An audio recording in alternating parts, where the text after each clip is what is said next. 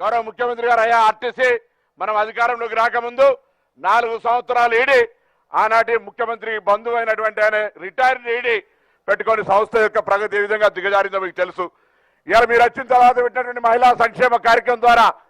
దానికి సంబంధించిన అంత రియంబర్స్మెంట్ చేసే కార్యక్రమంలో ఈ రోజు ఇంతమంది ఎమ్మెల్యేలు వచ్చినారంటే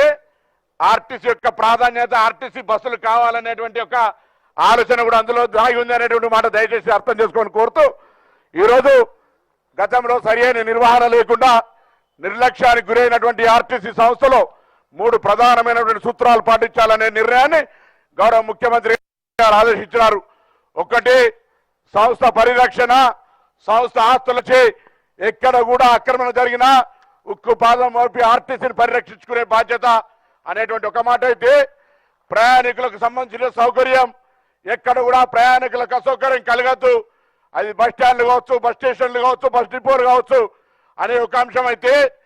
కార్మికుల సంక్షేమం అనేటువంటి ఆలోచన ఇవాళ 2013 నుంచి మనకు సంబంధించినటువంటి బాండ్ల రూపంలో ఉన్నటువంటి అంశాన్ని గౌరవ ముఖ్యమంత్రి గారు తీసుకెళ్లగానే